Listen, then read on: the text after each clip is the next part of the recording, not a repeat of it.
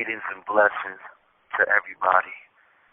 May Father God continue to watch over you and your family and loved ones, and I appreciate all y'all that's taking the time out your life to click this video and listen to this audio. This is very, very important. But before I get into it, I want to thank each and every one of you for all y'all love, support, and prayers, for all y'all have done for me on all levels and walks of life. It's really, really heartwarming, and I just can't express my sincere gratitude for all y'all have done for me. From the biggest to the small, it's all appreciated equally. And I also want to give a special shout out and thanks to the legendary DJ Coco Janell for being a voice for the voiceless. Now, for those who are unable to stand up and help themselves due to whatever situation they may be in. Now, I'm going to be doing an interview with her very, very soon in regards to my case, in which I expose the shenanigans and all the foul stuff that's being done to me by the powers that be. But right now, I want to touch on and give my unwavering, full, unconditional love and support to my childhood friend, Tasheen, who's been wrongfully convicted for a crime he did not commit at a very young age. Now, I need everybody to show love and support and like and share this audio. You have a young man who has been suffering over 24 years in prison for something he did not do. It's crazy. And why you should support? Because, simply put, this could have easily been one of your fathers, uncles, cousins, brothers, nephew, homeboy, road dog, co-worker, or just childhood friend. And always remember this, an injustice to anybody, it's an injustice to everybody. We really have to come together and help each other, man. Like, it's crazy what's being done to our people, like on so many levels.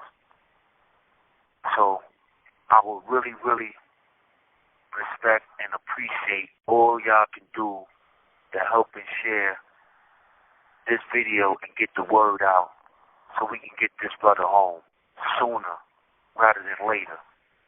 And the best way for y'all to show y'all love and support, I'm respectfully asking each and every one of y'all to please sign this petition. You can go to the link gonna be there and everything, and have your friends, family members, any and everybody that y'all know sign this petition to help this brother get out. He's been locked up over 24 years for a crime he didn't commit. So we really, really need y'all help. You know, it will really, really make a difference. So if y'all can, take the time out to do this. It will be heartfelt and appreciated on all levels and walks of life. And I thank y'all wholeheartedly in advance.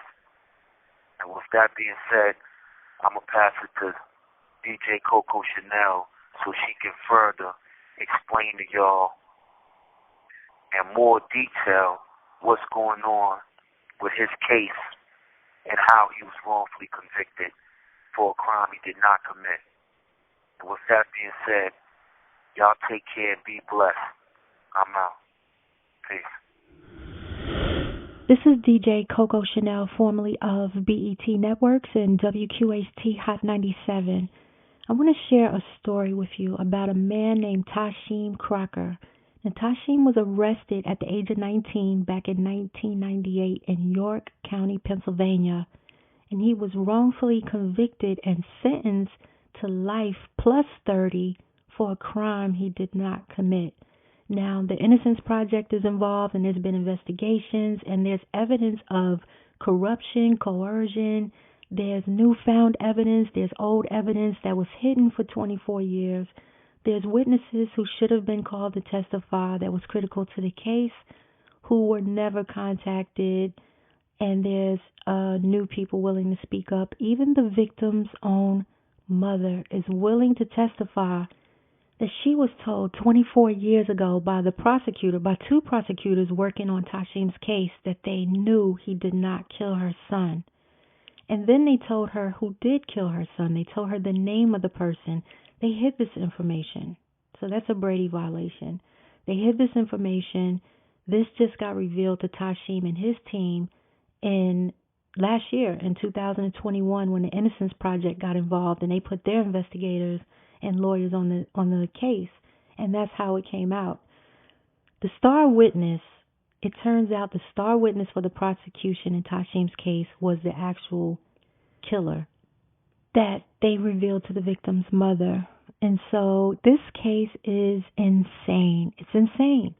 And there's so many twists and turns to it. So I'm going to play you this audio right now of Tasheen, in his own words, giving you more details to the case. And please listen to this audio, share it with your family and friends, and please don't forget the petition that we have up on change.org/Tasheen Crocker. Please share it with your family, your friends, and to everyone who signed it already, thank you so, so much. We truly appreciate you. And without further ado, I'm going to get into this audio with Tasheen Crocker. I've been in prison for 24 and a half years. Since January 1998, and it's been a long time. I'm ready to come home. 24 years ago, Tasheen lost his freedom because of corruption, coercion, and false testimony by his co-defendant, Danny Steele, who was also the star witness for the prosecution in Tasheen's trial. The detective who charged me, fingerprinted me, offered me a deal. And the deal was 2.5 to 5 years. He told me I should take it before someone else did. But I didn't know anything, and there was no way I was going to tell all my friends. But that deal was definitely available to me that Danny Steele ended up taking, and I refused it. Danny Steele later recanted his story under oath, stating that he was pressured by the district attorney to lie about Tasheen's involvement in the murder in exchange for a 2-year plea deal. Danny Steele took the 2.5 to 5 years to save himself and to line his friends up. The deal that the detective was talking about, and he said I should take before someone else takes it, that's the deal that Danny Steele took.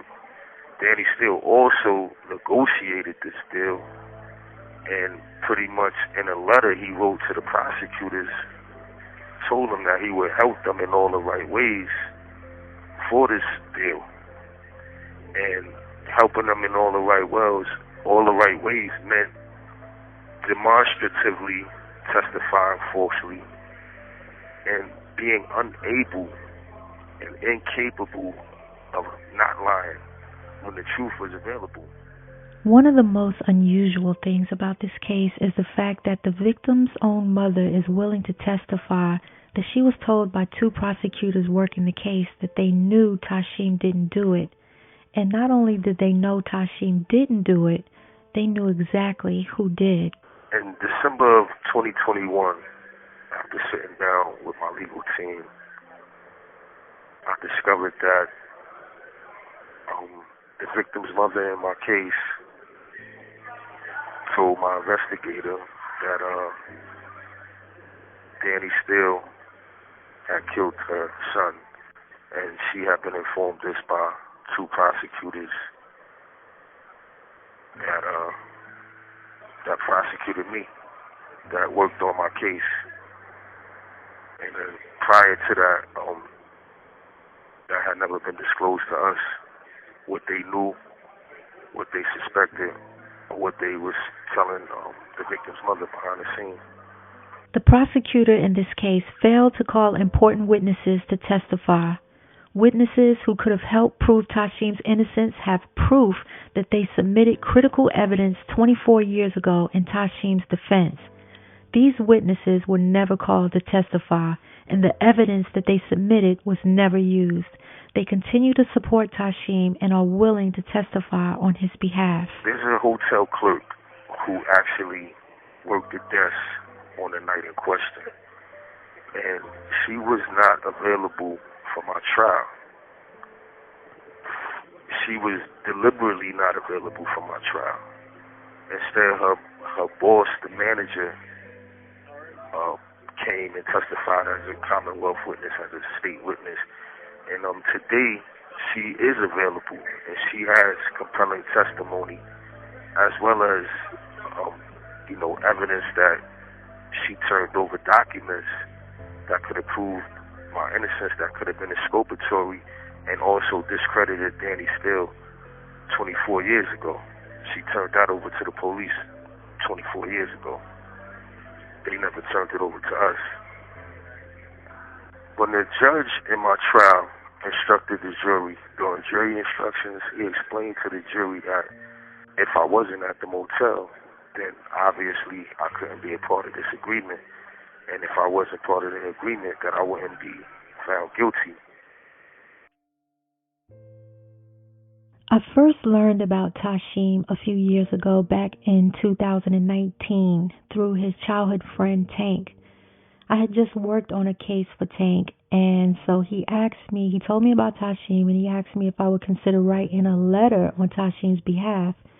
And so at that point, I really didn't know much about this case. I did know that it involved a homicide, but that's pretty much all I knew. It's natural instinct for me to have compassion for the victim and the victim's family. As a lot of you guys know, my brother Andre was killed back in the 90s. And so this is a touchy subject for me.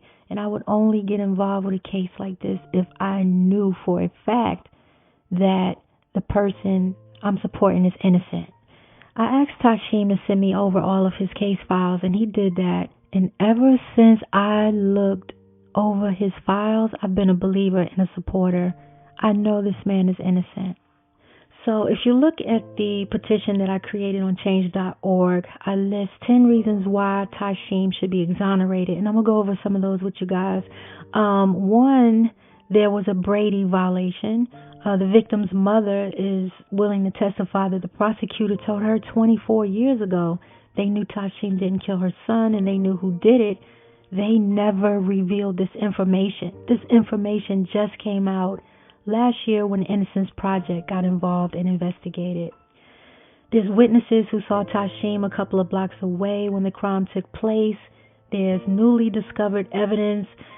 Actually, it's old evidence that was submitted 24 years ago that could have cleared his name, but the district attorney never submitted this information, never brought it up in trial. So there's old evidence that no one even knew was there, that was turned in, that was not submitted. So basically, they withheld evidence. The star witness in this case is actually the killer. The star witness in this case is actually the killer. That was never revealed, which is why there's been a Brady violation. There's so many different things. The hotel clerk, who's a critical witness, was willing to come forward and was not called to testify during the trial. And so, like I told you earlier, there's so many twists and turns in this story. And, I just have to admire Tasheem for consistently maintaining his innocence and not giving up. He's used his time in prison to the best of his ability. He overcame illiteracy. He learned to read. He achieved his high school equivalency diploma. He received multiple certifications. He became a self-published author of multiple books. He became the CEO of his own publishing company, and he also creates legal documents and motions for inmates who can't afford lawyers. And so he's doing so much with his time to be productive and doing the right thing, and he's doing all this while fighting for his freedom. And one thing that I just want to remind you guys of, this is actually not just about Tasheem. This is bigger than Tasheem. It's bigger than Tasheem. Because what you have to understand is that there's so many people in America who are being wrongfully convicted. And the more people that we can get free, like if when we shine a light on people like Tasheen and they get exonerated, it helps shine a light on the other people behind him. So this is bigger than just one person. What we want to do is we want to get the attention of people who can make a decision and make a change and get Tasheen his freedom. There's a couple of people we want to get to. One is Dave Sunday. Dave Sunday is the current district attorney for York County, Pennsylvania. The paperwork has been submitted to Dave. It's in his office. Hopefully it's on his desk. We want to get his attention and have Dave really pay attention to this case and hopefully do the right thing. The other person we want to bring awareness to is John Fetterman. John Fetterman is the Lieutenant Governor of Pennsylvania. He is an angel to the people. There's not many politicians that I can say I feel have integrity. I feel like a lot of these politicians will say whatever they think the people want to hear, and then they get in office and they get amnesia. John Fetterman said what he was going to do when he got in office, and when he got in office, he actually did what he said he was going to do. And that says a lot. It shows his integrity. He fights for people like Tasheen, so he is definitely someone that we want to get the attention of. John Fetterman, Dave Sunday, and there's some other people as well that I list in the petition. I gave you guys a whole list of people that you can contact to help make a difference with Tasheen. So please go to the petition, change.org/Tasheen Crocker, and sign it and share it with your friends. And just know that you are making a difference in many lives. Once again, my name is DJ Coco Janell. I'm formerly of BET Networks and WQHT Hot 97. And I can be reached online. You can go to my Instagram or my Facebook. And I just want to say thank you. I thank you. Tasheen thanks you, his family, friends, and his supporters. Thank you.